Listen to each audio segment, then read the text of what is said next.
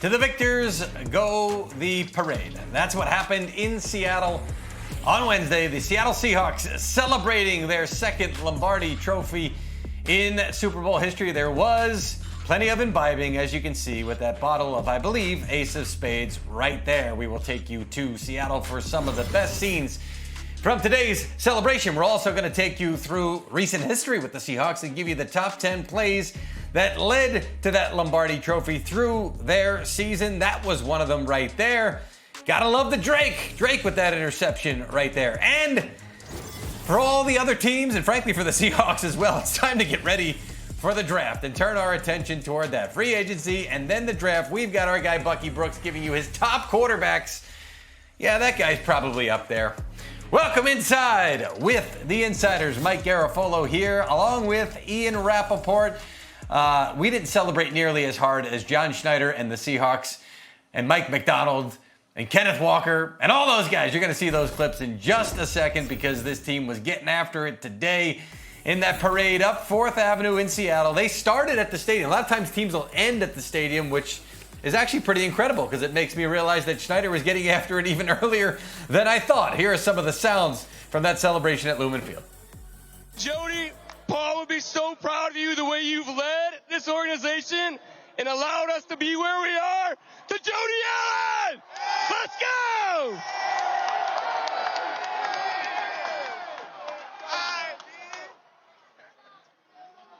That's it. No, I'm just kidding. Yeah. All right. To Mike. Mike McDonald came into our lives and, well, he pretty much crushed it. To Mike McDonald. We love the 12s. You guys are the best in the world. And now we're the best football team in the world. World champs. Yeah, 12s!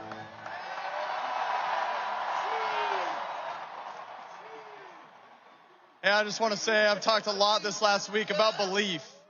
A lot of people, didn't believe in me, but it didn't matter because the ones that are close believed in me, including y'all. I appreciate y'all so much. That short list also includes Jody Allen, John Schneider, Mike McDonald, man. I appreciate the belief y'all had in me for signing me this past year. And last but certainly not least, these players, man, for believing in me. I wouldn't be here without these guys. This defense, man. Hey, can we give it up one more time for this defense? See!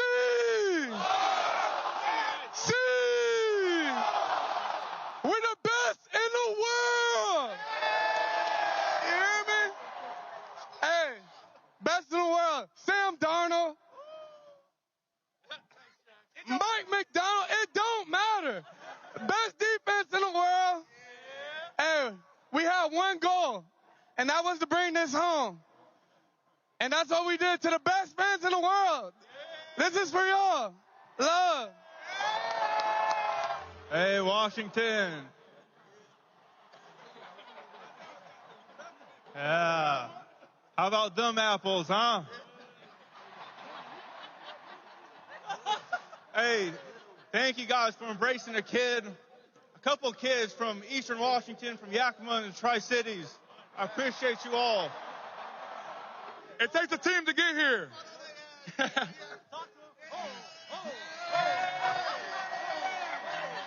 Hey, it takes a team to get here, man. From the top to the bottom, John Schneider, Mike, the head coaches, the whole staff, the wives and the families, everybody supporting our dreams. To my brothers that I play with on every game day, man, it takes a journey. It takes a whole community to push in the right direction to get to this point. And I appreciate y'all. And hey, we not done. We coming back next year. Yeah. First, we did not care. Second, we still don't care. One more. Third, the Super Bowl Hawks live here.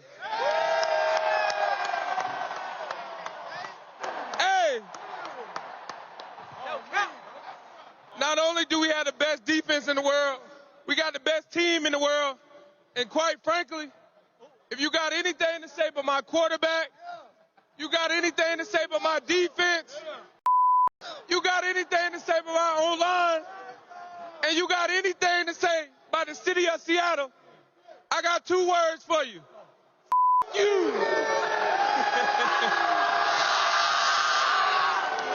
Yeah! We here to stay, and we ain't going nowhere.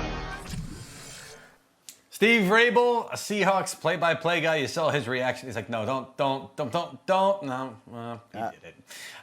Ian, when you win the Super Bowl or a title, any championship. I remember Chase Utley dropping an F-bomb, world bleeping champions when the Phillies won years ago. Harry Callis, like Steve Rabel, kind of standing by like, you know.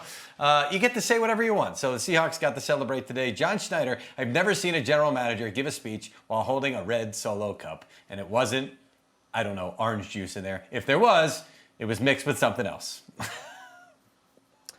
Yeah, I would say that is true. And look, there was a couple of interesting moments here for this parade. One, you know, when you start drinking, and this is what people tell me, I don't really know, but when you start drinking, a lot of times the truth comes out, right? So you sort of say what you've always wished you could say, but you never really could. So for Darnold, it was sort of him being like, you know what? I did notice that a lot of you guys didn't believe me. The people did, the Seahawks did, but a lot of you other guys didn't, sort of calling attention to that. You know, there was the Ernest Jones calling attention to his very famous Sam Darnold rant. Obviously, Ernest Jones, friend of the program, did a great job of kind of illustrating the mentality of this team. And then there was some other good stuff. I mean, the Schneider speech, we saw, it was excellent. What we didn't see was a little bit of a back-to-reality moment for General Manager John Schneider, which for me was sort of a nod of like, yes, we won, but there's other things we have to take care of this offseason. Have a listen. Ken Walker being the MVP. Let's go! Woo!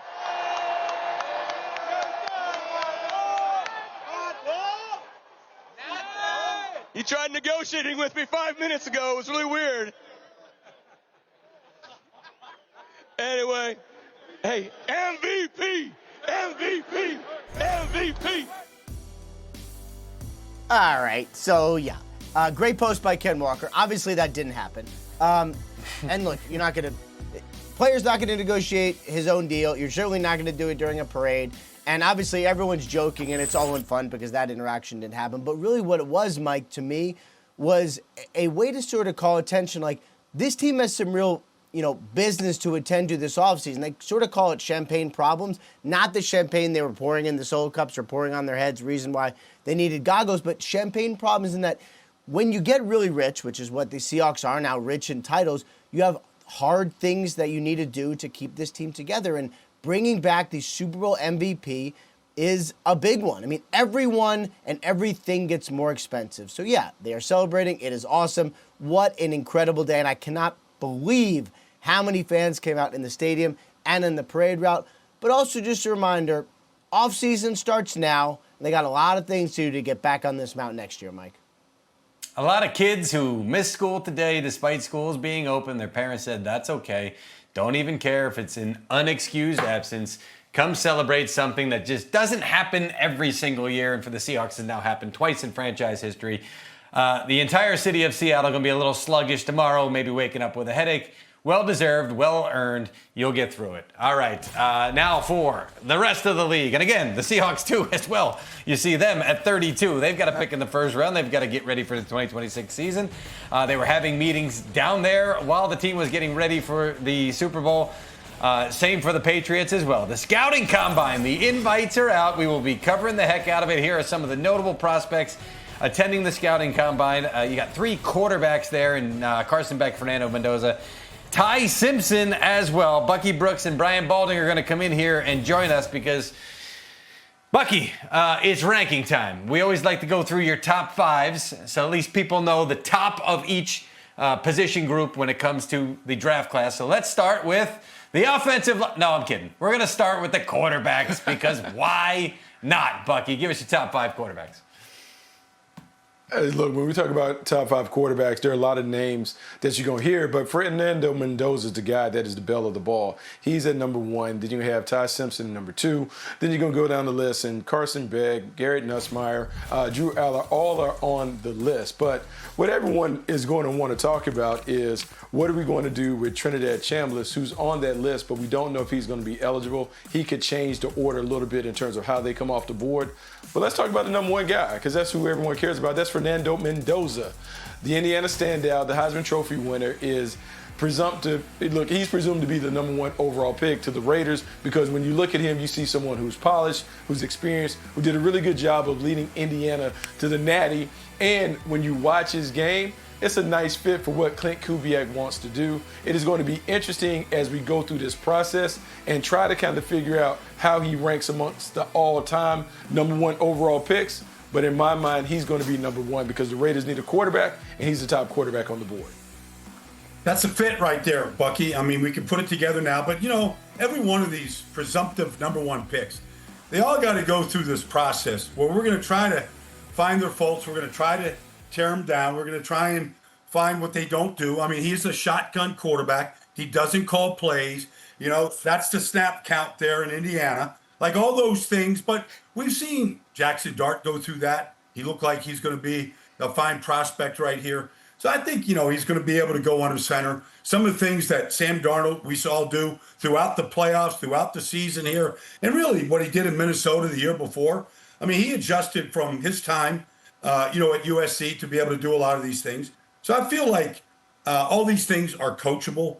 And I'm sure that Clint Kubiak has a real plan, to be able to incubate him to the NFL style of play that is so popular right now with all the play action, the bootlegs, the movement, the things we saw Sam Darnold this year. So he'll go through the process, but I think at the end, he's still going to come out as the number 1 prospect. Yeah. I think you're probably right. And, we spent all a month or more talking about all these top prospects, where they can go and picking them apart. Kind of like Cam Ward last year. I don't really foresee that with Fernando Mendoza because it seems we already know, 1, he's very good. 2, he's probably going number 1. So I don't know that scrutiny is going to come for him. The biggest question for me, I want to go to Bucky on this one, is there going to be another quarterback that goes in round 1? Because to me, that's a little bit like where the drama goes. What do you foresee? Yeah, no, it's going to be an interesting conversation when we talk about is there another quarterback that enters the first round. The one guy that is on that line, and that would be Ty Simpson, quarterback from Alabama. And the reason why Ty Simpson's on that line, when you watch him play, there are a lot of things that you're impressed with. His processing ability, his ability to get the ball out of his hands, the arm talent. What you're worried about, limited number of starts, and then the drop-off at the end of the season. Some would say that he was injured, he was beat up. His frame is not necessarily that of a prototypical franchise quarterback, but in a class that lacks those marquee names, he is someone that's going to draw a lot of interest in how he performs from this point through the process, meaning the combine, workouts, interviews, will ultimately determine if he is another guy that comes off the board in the first round. I believe he's going to weigh in a little bit better than maybe he looked at the end of the season, so that might surprise some folks there. The other thing is Simpson came out and entered the NFL draft. I don't think he would have done that if he wasn't truly confident he was going to go in the first round. Doesn't necessarily mean that that's the way it's going to go, but you know that from his end, he was at least getting that read. So we shall see how this winds up for Ty Simpson. Plenty of time to keep talking about that as we get closer to the draft in April. Thank you, Bucky Brooks. Thank you, Brian Baldinger. You guys are both back later in the program.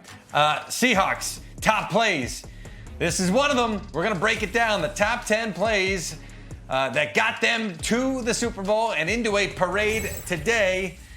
Elsewhere, just heard the name Clint Kubiak mentioned with Fernando Mendoza coming up. Our Bridget Condon going to join us to talk Kubiak's new start as the head coach with the Las Vegas Raiders after serving as a Super Bowl winning coordinator with the Seahawks. That's next to the Insiders. Sam stops, looks, throws, got a man wide open, touchdown, Seahawks! From 16 out, A.J. Barner on a perfect pass. Darnold, we have seen him throw that before. The Seahawks win Super Bowl 60.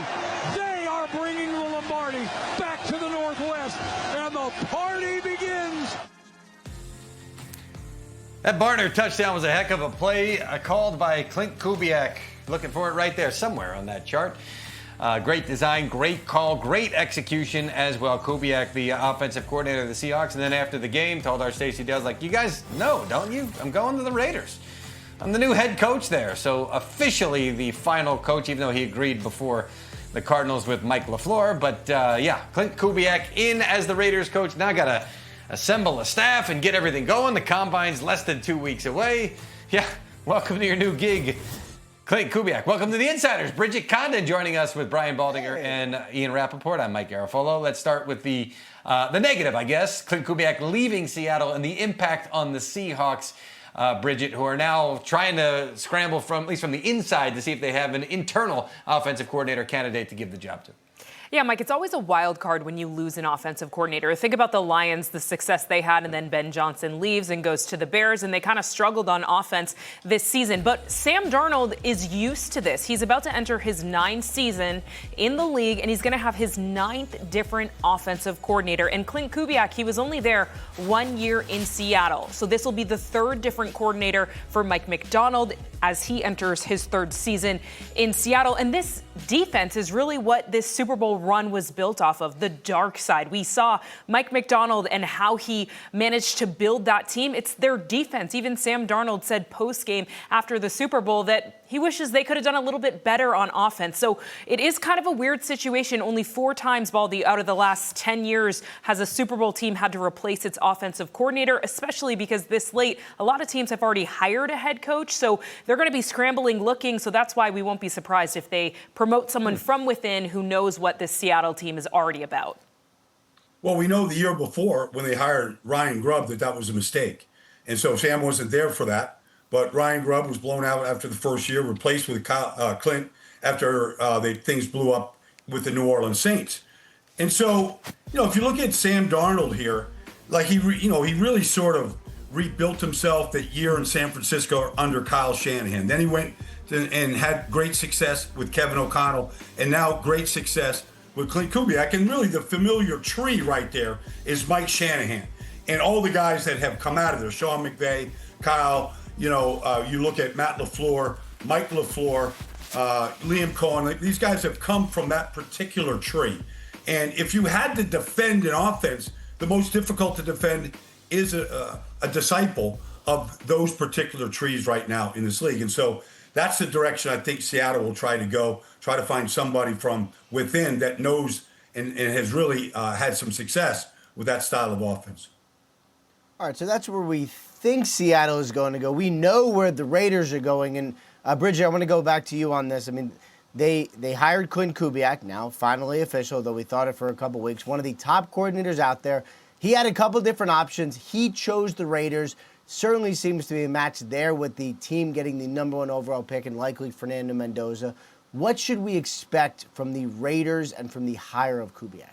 Well, Mark Davis said it yesterday, Ian. He hopes that this guy will be there for the next 10, 15 years. He said, we have to get it right. We have not yet gotten it right. But they believe that Clint Kubiak is the guy for the position. He led this Seahawks team to a top 5 offense, and he has a lot of help on that roster with Ashton Genty, right? A running back in his rookie year who was 25 yards away from surpassing 1,000 yards rushing. And then you have the first pick in the NFL draft, like you said, maybe Fernando Mendoza, a potential to have a really good quarterback. So you're already building a foundation that is going to be promising for Clint Kubiak. I talked to a lot of people who have coached with him and been on staffs with him, and they all say the same thing. This guy is a coach's kid, right? He is all football, all substance, no flash. He's someone who's going to come in there and work hard. We saw it in his press conference. I mean, the fact that he flew to Vegas just to do that press conference, then fly all the way back to Seattle to be able to celebrate with the Seahawks, and then he said, we got to get to work. He said there's a lot of film that he needs to watch and digest, but they're really excited about the potential, and Mark Davis is hoping that this is their guy. Guys, Baldy, remember, they've had now 5 different full-time coaches since moving to Vegas in 2020. They've had a lot of turnover, and with that, a lot of players have come and gone. Some starting for other teams, Devontae Adams. You go through the Robert Spillane. There's guys out there starting for other teams. They just have not had a good organization in recognizing the players they need to keep. Look, Clint Kubiak came from the New Orleans Saints. the first 2 weeks last year in 2024, they were the number one offense in football. That was with a healthy Derek Carr, a healthy offensive line, and piece by piece, they lost offensive linemen, they lost Derek Carr, and they finished at the bottom of the league in offense. Now he goes to Seattle, where John Schneider, all he did was just surround him with just riches, a left guard and, Rashid Shaheed, who he knew, and, the leading receiver in the league and the quarterback. So Clint Kubiak knows he needs a whole lot of help to build on. If Fernando is the number one guy, presumptive number one pick, he needs a lot of help to build around that franchise quarterback. And it starts with the offensive line. Ashton Genty had 1 or 2 good games the whole year. He had to basically defeat defenders in the backfield before he would get the ball for many Sundays. So they've got to start with just the building blocks up front, the way Seattle has done. And then I think we might be able to see this offense begin to flourish. And if Fernando's the right guy, he's got that ability, if he is the right guy, the ability to really levitate the organization, the people around him, the secretaries, the film guys, the good ones know how to kind of build everybody up within the organization. Yep. The kitchen staff, the janitorial staff, everybody. Right? Yeah. I know. Listen, at lunch. Let's just face it. Those things matter. There's no question about it, Baldy. And Fernando Mendoza feels like the kind of guy that can lift every single person inside that building. So let's see what he can do inside the building in Vegas if he is indeed the first pick. Bridget, thank you. Baldy, thank you. Coming back later and joining us. Baldy, actually, Baldy, you're in the next segment because Bucky Brooks and you will be talking wide receivers. We talked about quarterbacks in the draft. How about the guys on the other end of those passes? That is coming up next on The Insiders. Draft prep, ladies and gentlemen. Coming up next. McMillan to the right. There's the snap. Bryce fakes to Rico, throws to Tet near the goal line. Tet fighting across the goal line for a Panthers touchdown. Young looking around, he'll take off and run. Now throws to the end zone. McMillan, left corner, makes the catch. Touchdown, Carolina! Touchdown, Carolina! See, at that point, when he was about to hit his stride, they were still calling him Ted McMillan, Tetero McMillan. Then you find out he likes to be called T-Mac, so T-Mac only. You can also, by the way, call him the Offensive Rookie of the Year. Ah, yes. I remember like it was only yesterday when we were picking this dude apart in the pre-draft process, wondering if he really liked football and just trying to figure out, would he really be a first-rounder? Surprise, first-rounder, Rookie of the Year. Quite a turnaround for T-Mac based on what we all thought of him. So, Bucky and Baldy, thank you very much for coming back. I want to start over. Bucky, you have on NFL.com today your top 5 receivers. Why don't you start at number 1 and take us through who are the best? Who do you got? Sure, man. Let's go right to Arizona State. Jordan Tyson is my number 1 wide receiver, and we're coming off a season where we saw JSN light up the NFL and lead in receiving yards. When I look at Jordan Tyson, I see similarities in their game. Silky smooth route runner, big-time playmaker with the ball in his hands, can make acrobatic catches, but is tough and fearless going over the middle. Yes, people are talking about some of the injuries, but from top to bottom, looking for a number 1 receiver. If you're looking for one, Tyson is the guy that you should start with. He is phenomenal on the perimeter. Yeah, Bucky, and in good size. It's 6'2", 200, and he is a true router.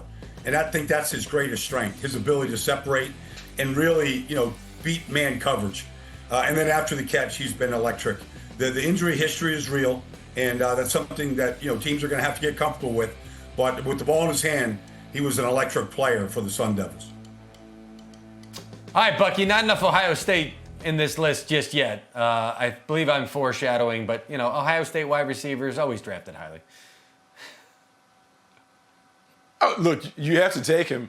I mean, even though Brian Hartline is departed, he did a great job of leaving some big-time players. And Cardinal Tate is the player that we're going to talk about in this draft class. And I know there are going to be some questions about whether he's a true number 1 or number 2 based on how he was utilized at Ohio State playing opposite Jeremiah Smith. But when I see this guy, I see an acrobatic, big play specialist, someone that can take the top off the defense. He makes big plays on the perimeter. He wins his one-on-one battle. He has to show some continued route refinement, but the jump that he made from last year to this year suggests that the best of his game is still yet to come.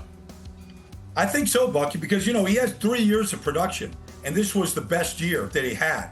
And so I feel like Brian Hartline's coaching, that system that you're in at Ohio State, the elite athletes they recruit at that position, I saw a guy just steadily improve. And so when you're saying the best is yet to come, I think you're right. I think there's another level for Cornell to get to here at the NFL level. But 3 years at Ohio State, practicing against those defensive backs day in, day out, that catch was that's awesome right there. That's how you go up and take the ball out of the sky. I love these draft highlights the best. All right, enough of those two. Who is number 3, Bucky? Mekhi Lemon from USC. And when you're thinking about the way the game has evolved, you would like to have wide receivers that can line up in multiple positions. And he is one that can do it. He can line up at flanker. He can go in the slot and have success. He is terrific with the ball in his hands. You talk about being able to catch and get silky and move around with rack and all those things. Run after catch. He can do all of that. And the way that he consistently creates separation, man, an offensive coordinator is going to have a lot of fun moving him around, trying to create and exploit mismatches. Mekhi Lemon is a special player on the perimeter. He is someone that should go within the first 20 picks of the draft.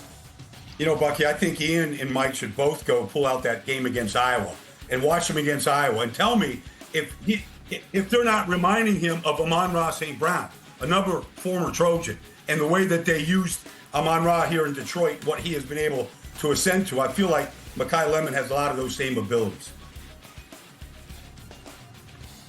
Baldy, you're right. There's so many guys. It's funny you bring up USC because there's another guy, Zachariah Branch, who ends up going to Georgia, but he is the juice in this class. And then at Tennessee, Chris Brazil, big-time playmaker, vertical threat. You like the length. You like the athleticism, the explosiveness. People want to see can he run routes. But I'm going to tell you this. If you put him in a role as a number 2, he's going to have a lot of success as well.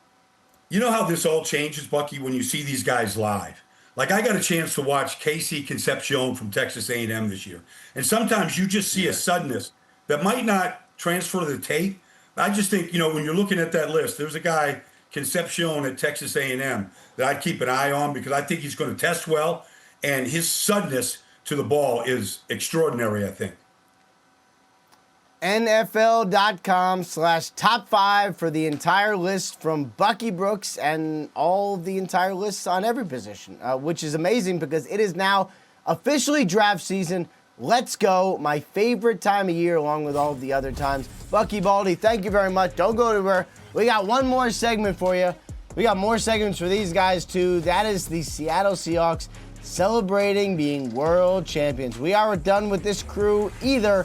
We got the top 10 plays of the year and how Seattle got there coming up next on The Insiders.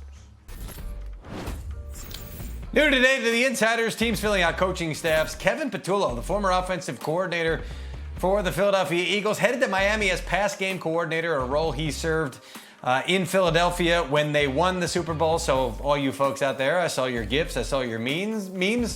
Some of them are funny, but don't forget what he meant to the success of the Eagles under Nick Sirianni. Also helped out with some of the head coaching duties that Sirianni had. He was assistant head coach, so expect him to do the same for Jeff Hafley down in Miami while working alongside Bobby Slowick. Elsewhere, the Giants hiring Brian Callahan, according to Rap Sheet and your boy right here. A lot of offensive coordinator and head coaching experience on that coaching staff as well. And if you're Jackson Dart, you've got to be appreciating that. Meanwhile, the Giants, one of the teams picking in the top 10 in the draft. Here is your draft order that has been finalized and set. Yeah, how about that? 5 of the top 6 teams, new head coaches, because the record wasn't good enough for the previous head coach to hang around. That's pretty much how it works. All right, Ian Rappaport, Bucky Brooks, Brian Baldinger, get on in here. Bucky, let's start with you. We're going to start with the needs for each team. How about the Raiders? I think I know what the need is at 1. Well, yeah, absolutely. We know that they need a quarterback, and so they'll take care of that. But if the Raiders are going to be who they want to be, they have to fix the offensive line. When you think about Clint Kubiak and what they want to do, it's about running the football effectively to set the quarterback up for play action. So even though Fernando Mendoza is the presumptive number 1 overall pick, after him, they should throw a few draft picks at some offensive linemen. They have to fix that so Ashton Genty can get going and help Mendoza throw the ball all over the yard. All right, Baldy, what about the number 3 overall pick, Arizona Cardinals? A lot of points. It was supposed to be a defensive specialized team. Didn't look like it, especially at the end. Am I thinking defense here at number 3 for Arizona? What do you think? You could, Ian, for sure. But, Mike LaFleur is coming in there to put his offense and his stamp on it. And I just feel like there's a glaring need at right tackle. Paris Johnson will come back. He'll be the left tackle. I just feel like they could help really fix the offensive line with a guy like Spencer Pernot or Francis Marinoa. I think there's some candidates there. But I feel like Mike can fix the offensive line with that 3rd pick. And I think that's kind of where I'd be leaning right now. Okay. All right, let's go to the Titans at number 3. Bucky, a lot of needs on this roster, some talent in spaces, but at least you don't need a quarterback. In fact, that was a big reason why Brian Daboll is in Tennessee. Saw a lot of promise in Cam Ward. So what do you do if you're the Titans? This is interesting because Brian Daboll will be on his side of the room talking about we need a playmaker, a wide receiver to help Cam Ward get going. But Robert Saleh comes from defense. If you know anything about the Titans, it's about trying to find a pass rusher, trying to find someone that can complement Jeffrey Simmons on the inside. And look, there are a couple pass rushers that are going to be available up at the top of the board, and then it's about picking the right one. But given Saleh's success on defense throughout his time as a head coach with the Jets or even as a coordinator with the Niners, I'm just leaning towards a defensive player being the first pick instead of an offensive player at number 4. So if you're the New York Giants, they got some talent on defense, right? I mean, they didn't play very good, but they got a lot of talent on defense. Also got some talent at the offensive skill position. They got some talent on offensive line, although they didn't always play great last year. Baldy, where do you think the Giants need to go at number 5? There's a lot of options here with the 5th pick. I mean, obviously, a wide receiver opposite Malik Neighbors would make a lot of sense for Jackson Dart. Sure. We talked about a couple of them earlier in this program. But I feel like they can't turn down Caleb Downs at Ohio State. Just the versatility that he has and the different positions that he can play and the way that he filled up a stat sheet at both Alabama and at Ohio State.